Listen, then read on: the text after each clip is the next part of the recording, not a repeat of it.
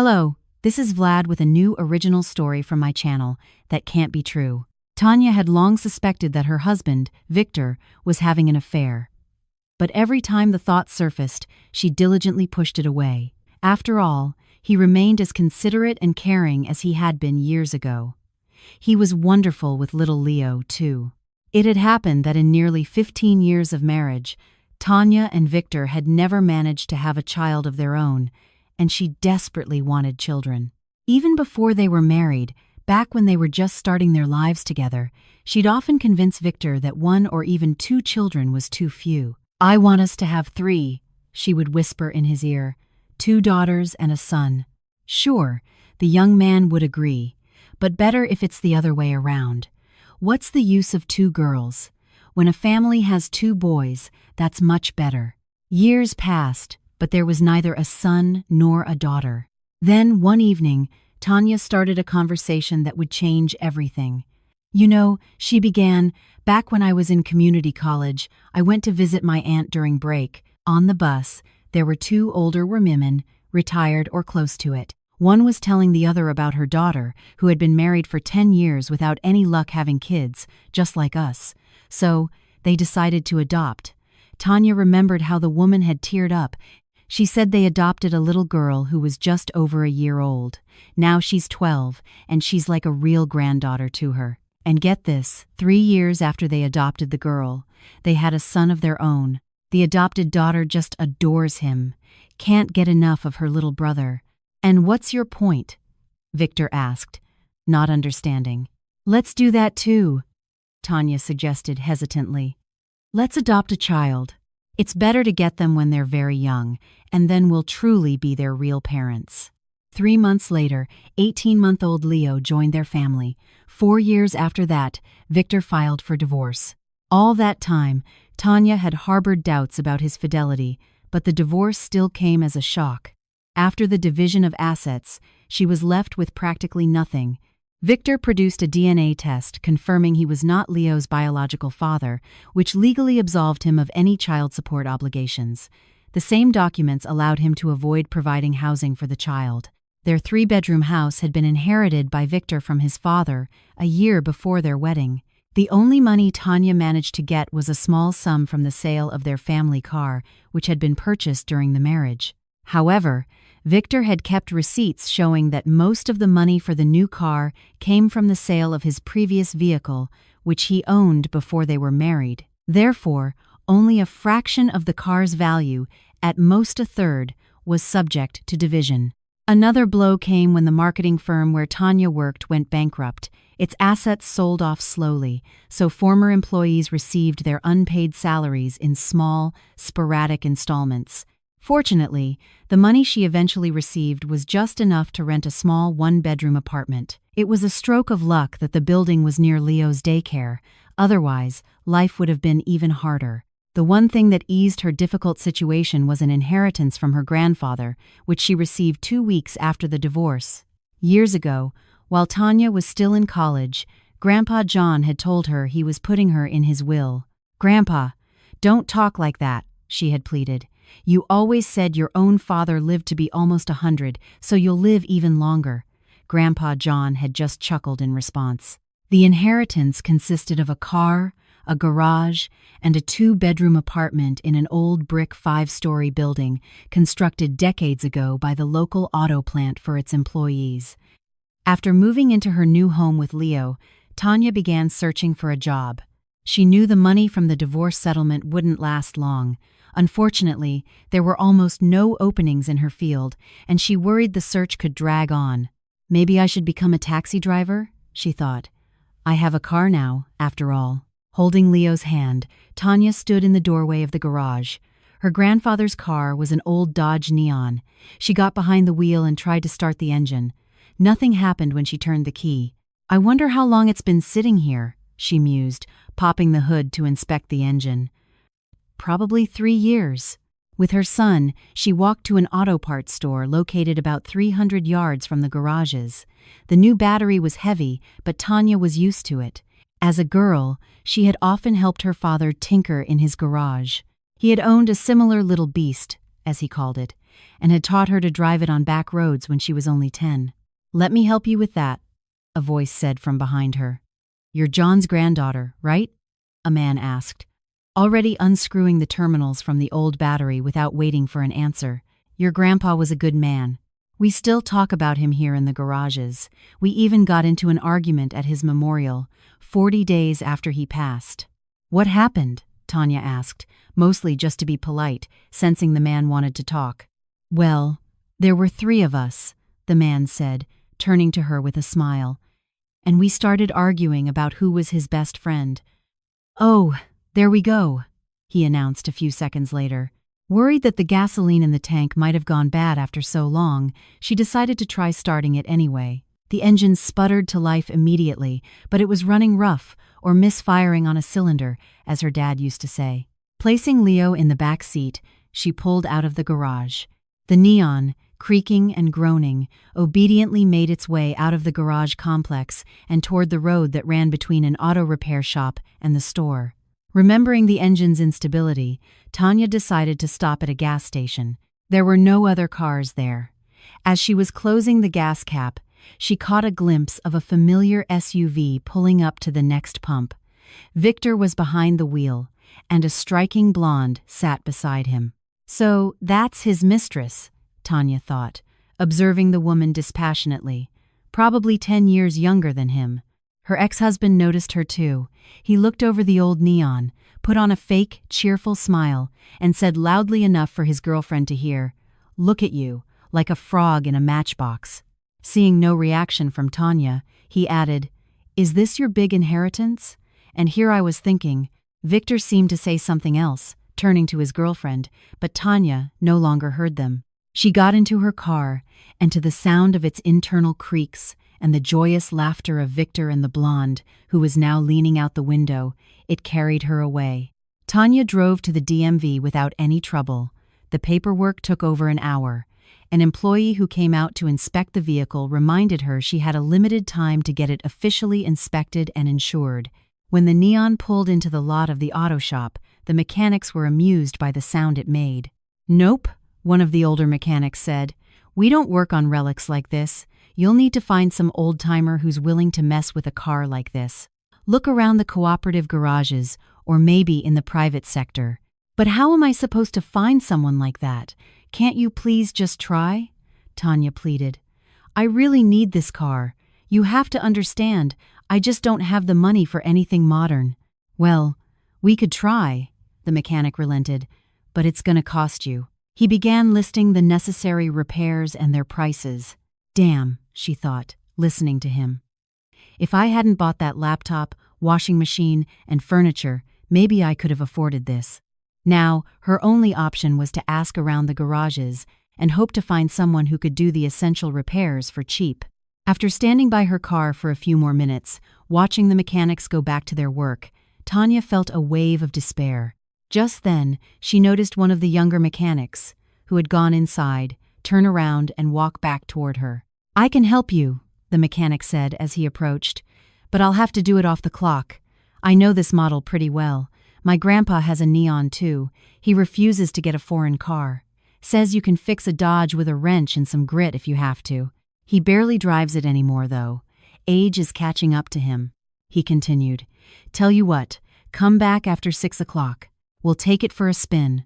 I'll listen to it more carefully, and then we'll figure it out. A buddy of mine has a garage with an inspection pit in his backyard. We can go there. We don't need to go to your friend's place," the woman smiled, unable to hide her relief. "The garage where this car was kept is right near here, and it has a pit.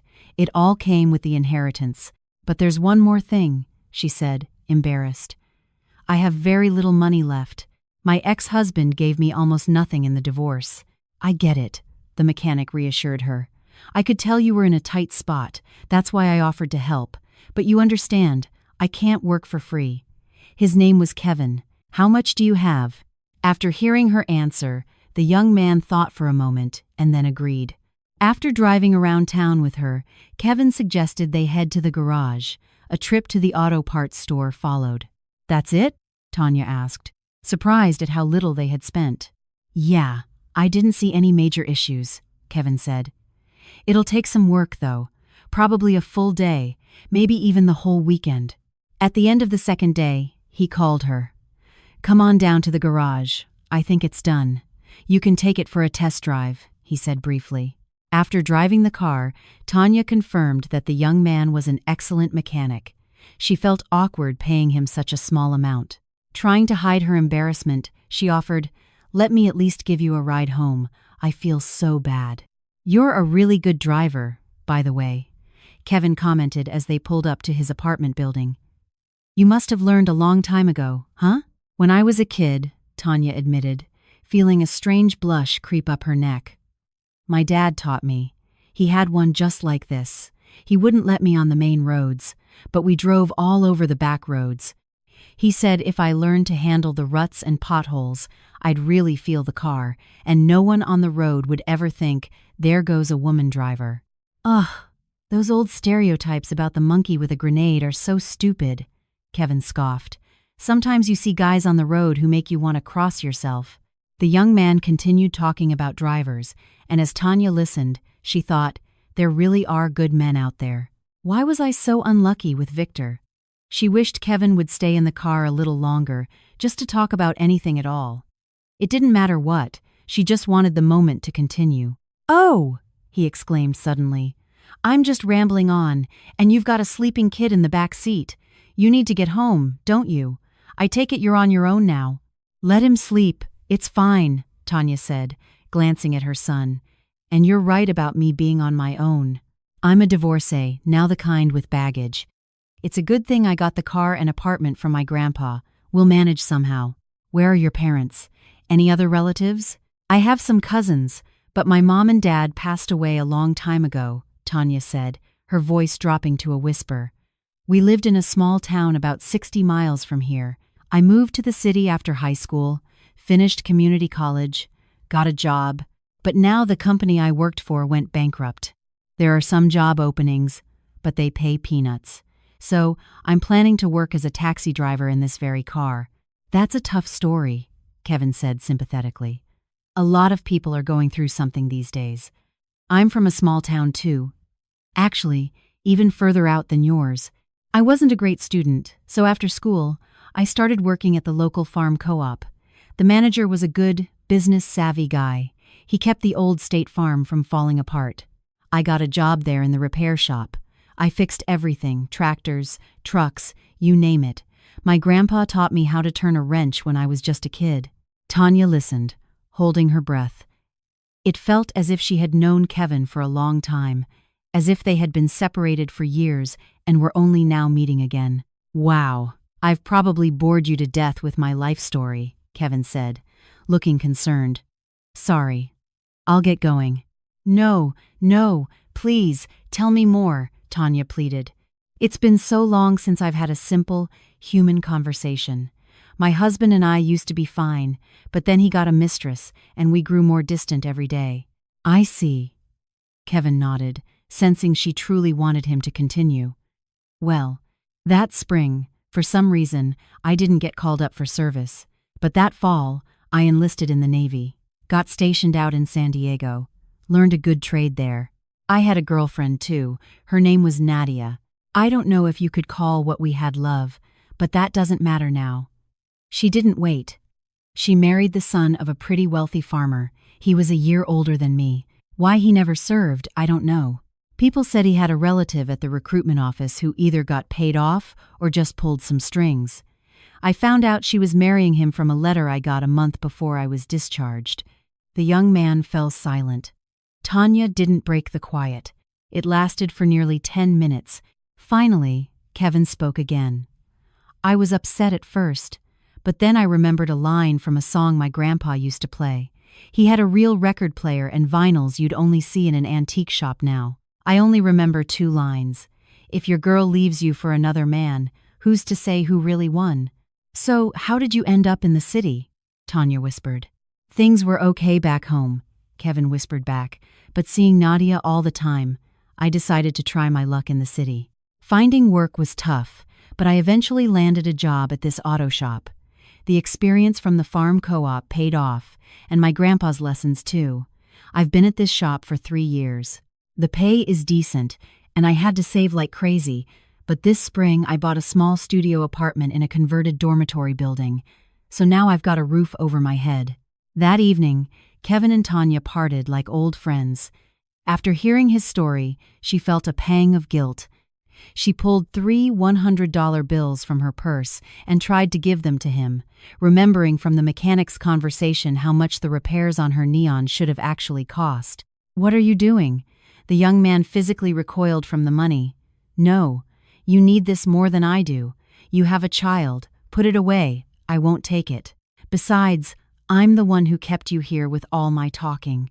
You'll think I was just crying on your shoulder. Anyway, goodbye, and good luck." With those words, Kevin got out of the car. Tanya watched him walk to his building, then sighed and drove home. Both of them felt a lift in their spirits that evening. He, because he had done a good deed for someone in a difficult situation, and she, because she couldn't remember the last time she had spoken so openly with someone. Unfortunately, what followed was not so cheerful. One of the mechanics at the shop, a young guy named Alex who lacked experience and was usually given the simplest, lowest-paying jobs, knew that Kevin had worked on a car over the weekend, not at the shop but in some private garage. He waited for the owner, Mr. Peterson, to arrive and went straight to his office. "Mr. Peterson, when you hired us, you warned us not to do side work on cars, right?" The owner nodded silently, not looking up from his paperwork. "So I don't get it," the snitch continued. "Why is it forbidden for everyone else, but okay for some?" "Alex," Mr. Peterson said, looking up. "Stop talking in riddles. What is it?" "Well, what do you think?" the young man said, glancing at the door and lowering his voice. "A couple of days ago, a customer came in. She needed her car fixed, and after we looked at it, we told her how much it would cost. I don't know what she was planning to do, but Kevin, our master of all trades, immediately offered her his services. There's a set of cooperative garages right near here. He spent his 2 days off fixing her car in one of them." "What, Kevin?" The owner summoned his employee and looked at him like a criminal. "Decided to compete with your own team? Started an illegal side business? So you get some experience here and then start moonlighting? You're taking money out of everyone's pockets. I have taxes to pay, rent, and everything else. I was just helping a woman out, and it was on my own time," Kevin said, surprised. "What's the big deal? She didn't have the money for our prices anyway. She wouldn't have come back to us. She's a single mom, just got divorced, lost her job. Are we a charity?" Mr. Peterson shot back, ignoring the explanation. "People who need cars get loans. She would have figured something out. Other shops charge even more than we do." But Kevin tried to interject. "No buts." The owner cut him off. "You're fired. Go tell the bookkeeper to calculate your final pay for the days you worked and transfer it to your account. You can pick up your final check there." Tanya's situation was looking up. Unaware that she had cost a kind mechanic his job, she dropped Leo off at daycare and drove her repaired car to the local taxi company. The director, an older man, looked skeptically at the woman who wanted to drive her own car for them. He listened silently, then asked about her vehicle and her driving experience. "All right, let's go take a look at your car," the boss agreed upon hearing it was a Neon. "To be honest, we haven't had a relic like this in our fleet before, but you've probably heard we're having a driver shortage in the city." After inspecting the Neon and seeing that its appearance was decent enough, the director asked her to get behind the wheel and reverse park, using only her mirrors. "Wow," was all the man could say, impressed by her skill.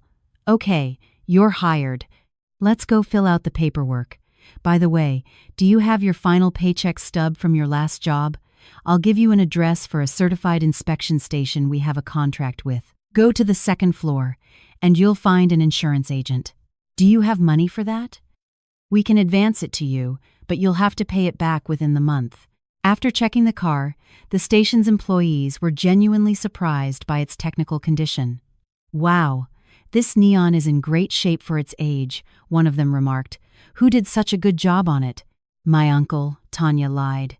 "He's retired now, but he used to work at a dealership back in the day." "Yeah, they had some real wizards with American cars back then," another mechanic agreed. I knew an old guy who could change the piston rings on his old Chevy by himself in half a day. But I don't get it. Things must be really bad at your taxi company if they're resorting to cars like this." "That's right," the first mechanic chimed in. "That taxi company might go bankrupt soon. The competition is crushing them. Their boss is just trying to find a way to stay afloat. A car like this isn't just for people. You could haul some decent-sized cargo in it with that big trunk." From the mechanic's conversation, Tanya learned that the city really was facing a shortage of taxi drivers, but the situation was worst at the company she had just joined. Due to low pay, many of their best, most reliable drivers had left. "Well, I'll treat my passengers like family," she resolved, heading back to the office to show the director her documents. "So what if the car is old? The inside is clean, nothing squeaks or rattles, and the engine runs perfectly. Kevin really is a great mechanic." But Kevin's fortunes were much worse. Jobless, he tried to find work at other auto shops, but with no success. He could have tried looking for something outside the city, but without a car of his own, commuting by public transport would have taken forever. Finally, realizing he was burning through his savings, Kevin decided to take any job he could find. The next day, he succeeded. On his way back from another failed job interview, he noticed a help wanted sign on a bulletin board near a bus stop pavilion. That same day, he was hired as a janitor and groundskeeper for an apartment complex, figuring it would do for now. He could always quit when something better came along. Days turned into weeks. After just a week at the taxi company, Tanya noticed her number of fares was gradually increasing. When one of the other drivers asked how she managed it, she answered simply, "Well, I'm polite to everyone.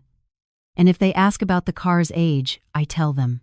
Many are surprised, and some even say they enjoy riding in a classic American-made car. One man, a businessman, was truly delighted by the old neon. He was in a rush to get to a meeting with a partner, having dropped his own car off for repairs the day before. When they were less than a mile from his destination, the businessman suddenly felt ill. Realizing that seconds counted, Tanya pulled over to the curb. During her college days, for some reason, students had been taught CPR and the Heimlich maneuver on dummies. After calling 911, she reclined the front seats and started doing what she had been taught. As the wail of the approaching ambulance grew louder, the man coughed. He was breathing again. His heart had restarted. At that moment, Tanya felt her own strength leave her. "Are you all right?" a paramedic asked her. "We'll take care of him, then we can give you a shot to calm your nerves. Just sit in your car for an hour and don't drive anywhere. Remember, 1 hour." "No shot," Tanya replied through tears. "I'll just sit and rest." He was dying in my arms. She began to sob uncontrollably. In my arms, I tried so hard, I was begging him, "Live, please, live." Did he hear me? "Yes, ma'am." A police officer who had arrived with the ambulance said gently, "You can't drive in this state. There are 2 of us. Let one of us drive you home. You can rest and come back for your shift tomorrow." "No, that's not necessary," she refused. "I'm not going anywhere until I've calmed down. I'm already starting to feel better." A few days later, the businessman, released from the hospital, came to the taxi company in the morning to meet Tanya. "Hello, here, take this," he said, handing her an envelope. "No, what are you doing?" "I can't," the woman said, shrinking back. "I didn't do it for that. Please, take it back." "All right," the man said, slightly embarrassed. "Then maybe we could go to a dealership and I could buy you a new car?" "I don't need a new car," Tanya refused again. "I have this one. It was my grandfather's, and I want to keep it in his memory." The other drivers, standing by the opposite wall, watched the exchange. One of them gave the others a meaningful look, nodded toward Tanya, and twirled his finger at his temple. 3 days later, the city's most popular newspaper published an article by the businessman praising the taxi company and personally thanking the driver, Tanya. The article had the effect of the best possible advertising. The company's director was over the moon. The taxi service's popularity skyrocketed. Customers recognized Tanya on the street. Even police officers would give her a respectful nod. Sometimes, People would call the dispatcher and specifically request a ride from Tanya. The dispatcher would have to explain that she couldn't come immediately, as she was constantly going from one fare to the next. Some customers were willing to wait in line just for the chance to ride with the local celebrity. Tanya had to work without the slightest break. It was great for her income, but made her life incredibly difficult. Little Leo would get sick from time to time, and during his recovery, she couldn't work. But as soon as he felt a little better, she would take him with her. Leo spent his days riding around the city with his mom. Although he was still very young, she was constantly teaching him to be independent. Soon, the boy learned what to do when he was home alone. Once he could manage without mistakes, Tanya felt comfortable leaving him home in the evenings to sleep on his own. This was necessary for her to take on night shifts, as some of the other drivers had started to complain that they were working all night while the heroes slept peacefully. During one of these night shifts, just after leaving the garage, Tanya received a fare and headed to the address. The client came out of the apartment building a minute after she arrived. Settling into the front passenger seat, the man commanded authoritatively, "Let's go, step on it," and pulled out a cigarette. Tanya was about to remind him that smoking was not allowed in the car, but stopped herself. The passenger was Victor. Glancing at her ex-husband from time to time, she drove through the nocturnal city. She was wearing a men's flat cap and a light gray jacket, so Victor didn't recognize her, assuming the driver was some young guy who didn't know anything about life. Her ex-husband decided to impress him. Trying not to look in his direction, Tanya focused on driving and listened to him boast about his business success. After regaling the taxi driver with his achievements, most of which Tanya knew were pure fantasy, he began to speak ill of his partners and competitors. "My God," Tanya thought, "I lived with him for so many years and had no idea he was capable of this." Meanwhile, Victor had moved on to the businessman Tanya had recently saved. According to her ex, George, as he called him, was completely incompetent. "He just gets in the way of real business people," Victor asserted angrily. "I wish I could get rid of him, but that's too risky. But it's fine. I have a plan that will leave that empty suit without a penny to his name. I'm surprised burglars haven't cleaned out his apartment yet. I was there once. There's plenty to steal. Maybe I should give someone a tip? What do you think?" he asked the driver. Of course, Tanya didn't answer, afraid he would recognize her voice. Victor didn't need a response anyway. He had already switched topics. "You married?" he asked, not waiting for an answer. "Well, I wasted more than 10 years of my life. Got tangled up with some dumb chicken when I was young, and only later realized she wasn't right for me. A shame I lost so many years because of my own stupidity. So, if you're not married, don't rush into it. The right one won't run away, and it's a lot harder to fix a mistake than to avoid making one in the first place. Thank God I managed to get through the divorce with almost no losses. My ex only got half of the cash we added when we bought the car." Tanya felt sick listening to him, but there was nothing she could do. To block out his words, she forced herself to focus on the road. "Actually, I should have waited a bit longer with the divorce," Victor continued. "A month after, the idiot got an inheritance. Mostly junk, though. A garage in some co-op and an ancient Dodge Neon. But she got an apartment, too.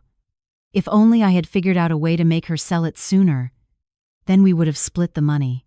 What a scumbag, Tanya thought, hearing that last part. "But now, everything's going smoothly," Victor assured his silent audience. "I'm living with this little bimbo, super young, but so dumb you wouldn't believe it. In 6 months, she's supposed to split an inheritance with her sister and mother. I think I can convince her to sign her share over to me without too much trouble. But the main thing now," he changed the subject again, "is to deal with this George.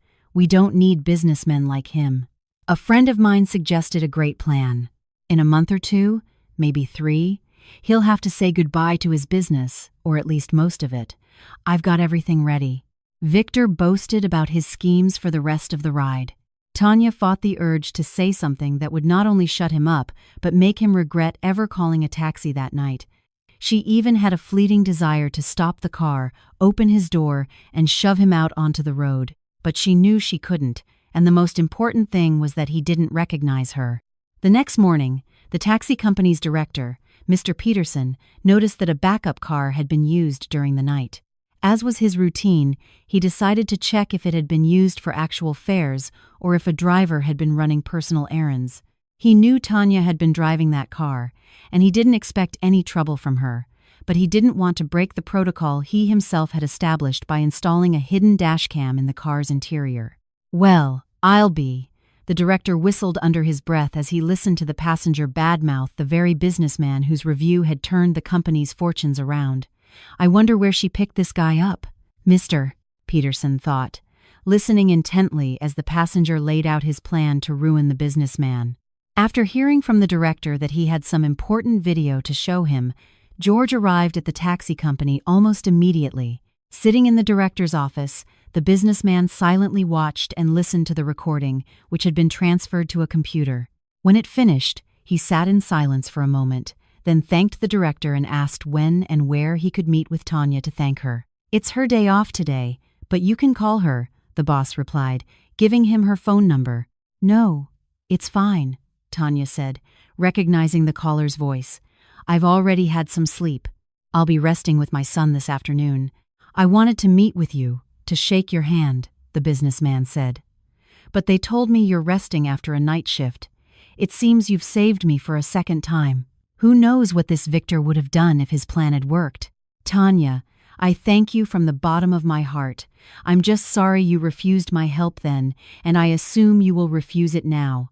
The clever plan Victor had devised fell apart in its infancy, just a few days after that fateful night ride. Furious, he began searching for the source of the leak. Since the only person he had foolishly told about his plans was a taxi driver, he asked around through acquaintances to find out who had driven him that night. The news that the driver was his ex-wife was a profound insult to Victor. He plotted his revenge, unable to decide on the most fitting punishment. Meanwhile, Tanya, while on a fare, drove into the apartment complex where the former mechanic, now janitor, Kevin, was working.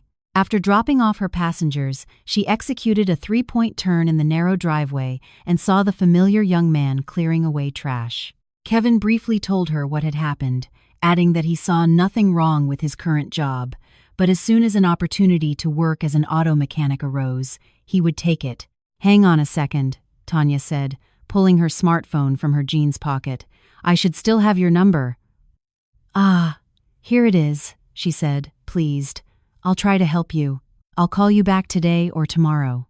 Immediately after speaking with him, Tanya headed to the taxi company, telling the dispatcher she couldn't take any more fares for now. She knew the company sometimes had trouble with car repairs, especially the foreign models, and hoped the boss wouldn't be against hiring an experienced mechanic. And that's exactly what happened. When he heard which shop Kevin had previously worked at and why he had to leave, Mr. Peterson immediately told her to call the young man and inform him what his salary would be, plus bonuses based on the company's performance. "Thank you so much," Kevin said, appreciating her help. "But I can't start tomorrow." "No, there won't be any problems. I just don't want to let people down here." Tanya tried to persuade him, as the director had asked her to hurry. But Kevin, citing his employment agreement, wouldn't agree to quit his janitor job immediately. "Go talk to him in person," the director advised. "I know people like him. You can only convince them face to face." She found Kevin easily in the same complex. He was diligently continuing his duties, but the personal visit didn't help. The former mechanic explained that, according to his contract, he had to work one more day to receive his full final paycheck. "You understand, I can't afford to lose that money by quitting abruptly," the young man explained. "And it's just one day. I don't think it'll make a huge difference to your taxi company." Tanya called the director and explained the situation. They agreed to wait for Kevin. "By the way, you have a pharmacy here, right?" Tanya remembered she needed to buy medicine for her son. "I'll just leave my car here. It doesn't look like there's a spot closer to the entrance. I'll be right back." While they were talking, Victor was standing around the corner of the building. Heading somewhere on his own business, he had seen his ex-wife chatting with a janitor. "Aha!" he thought with malicious glee. "Janitors, garbage men, movers. That's your crowd. I wonder what she's so friendly with him about. Ugh, whatever. What can I do to that witch to make her remember this for a long time? Seeing Tanya walk quickly toward the passage between the buildings and the janitor head toward the dumpster area, Victor moved slowly forward. I'd love to set this piece of junk on fire, he thought, looking around. He was in luck. No one was nearby. Anyone further away was obscured by trees and bushes. Approaching the car, Victor stopped. He realized arson was out of the question. He didn't have any fuel. Considering his options, he settled on the most primitive one. He took a pocket knife from his pocket and opened the awl attachment. He tested the tip with his finger, grunted in satisfaction, and bent down.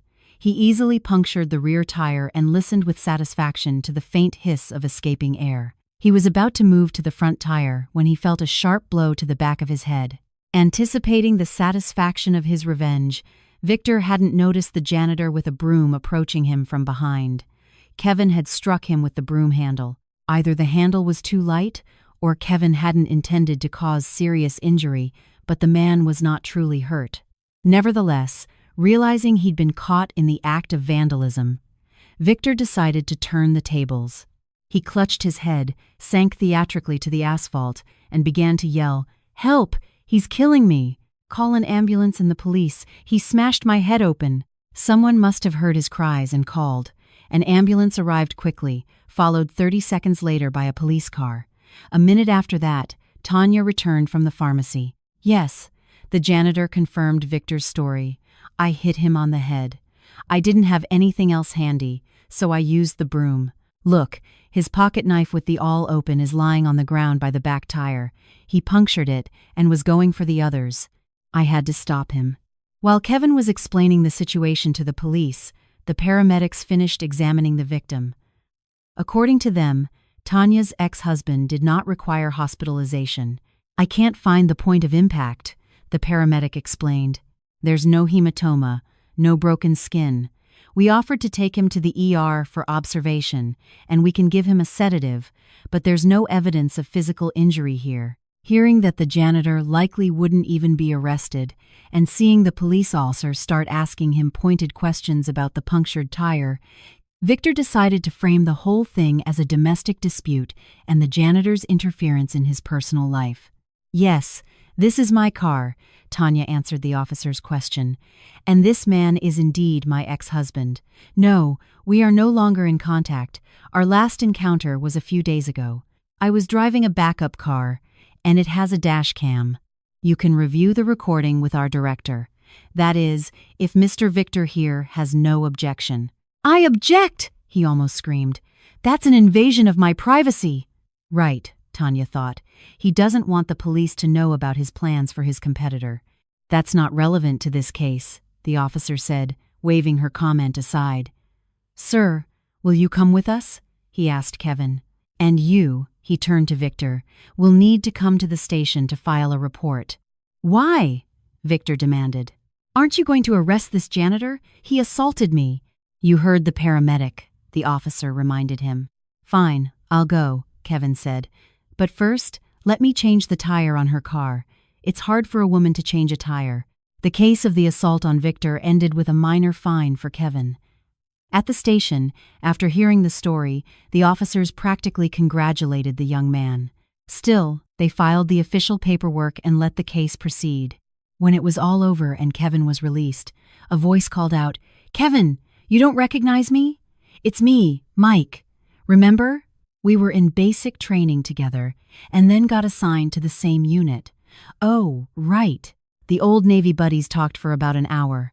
Upon learning that the janitor was actually an experienced auto mechanic, Mike said with regret, "Man, it's a shame we can't get you a job in our motor pool. The police department doesn't have a civilian position like that. You've got real talent. I was telling the guys here about some of the stuff you fixed for the officers on base." After working out his notice period as a janitor, Kevin started at the taxi company. There, he and Tanya began to see each other almost daily, and gradually, their easy, mutual affection began to grow into something more. Neither of them knew that Victor had not given up on his plans for revenge. This time, however, he decided to strike where it would hurt the most. The idea to kidnap the child came to him while watching a movie with a similar plot. He knew the daycare Leo attended and, choosing his moment, called the boy over to the chain-link fence. He told Leo that he had been away for a long time, but now wanted to come back. "Will you help me?" Victor asked. "We need to convince Mommy not to turn me away. She's a good person, the best, right?" The man helped the boy squeeze through a gap in the fence and put him in his car, intending to take him to a cabin his girlfriend had received as a gift from her parents for their future wedding. Victor planned to drop a ransom note in Tanya's mailbox. Since he knew she didn't have the money, she would have to borrow it from either the taxi director or the businessman she had saved. But things didn't go according to plan. Although Leo was only 5, he had already learned that sometimes bad men or women kidnap children. What exactly tipped the boy off that this man, who had been his father for so long, was up to no good was hard to say. But when Leo saw the roll of duct tape in Victor's hands, which he intended to use to tape the boy's mouth shut, he acted fast. With all his might, he bit down on Victor's finger. The sharp, unexpected pain made the man recoil. Seizing the moment, Leo opened the car door, jumped out, and ran toward a nearby park. Clutching his bleeding finger and cursing the world, Victor chased after him, but the boy had already vanished behind a thick lilac bush. A daycare teacher soon discovered the boy was missing. One of the other children remembered seeing Leo talking to a man who had gotten out of a big car, and that the car was now gone. By sheer chance, another teacher had noticed the car's license plate. She remembered that some people considered plates with repeating numbers to be vanity plates, and as she looked at the 3 black 4S on the white background, she had wondered what was so special about them. The police who arrived ran the plate number and, working through all possibilities, organized a search.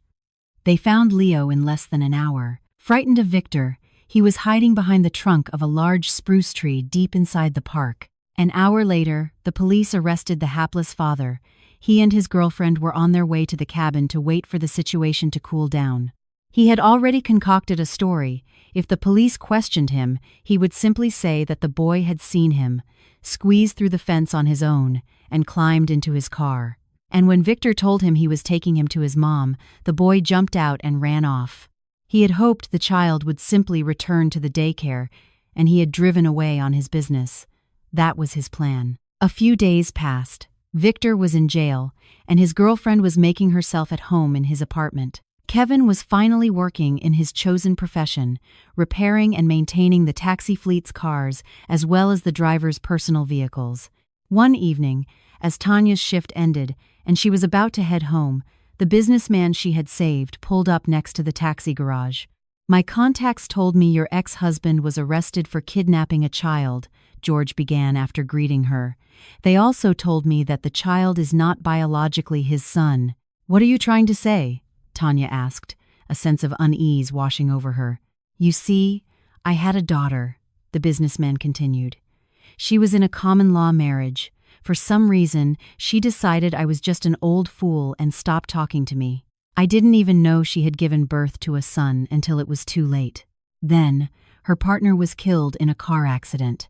She started drinking to cope with the grief. Her heart gave out. I was notified after everything was over. 1-year-old Leo was taken to a children's home, and 6 months later, he was given to adoptive parents. My grandson," he said, his voice thick with emotion, "has 2 moles on his right shoulder, one above the other." "Are you saying?" Tanya's voice trembled. "Yes, my son has exactly those moles. But I won't give him to you. Do you hear me? I won't give him up!" The woman's voice rose to a scream. "Calm down," the businessman said gently. "I'm not going to take your child. That would be impossible anyway. I just wanted to ask if I could see him sometimes. And help out. You can just tell him I'm his grandfather. Or even a great uncle." They sat in his car in silence. Finally, with a deep sigh, Tanya agreed to George's proposal. After he drove away, she sat in her car for a long time. She had been about to go find Kevin to tell him she was pregnant, and now this. The next 3 months were a blur of happy preparations. They were planning a beautiful wedding, which George insisted on paying for. As a gift to his grandson, he also gave the new parents a small auto repair business of their own. It was the only way they would accept his help. Dear listeners who have accompanied me until the end of my story, how did you find today's tale?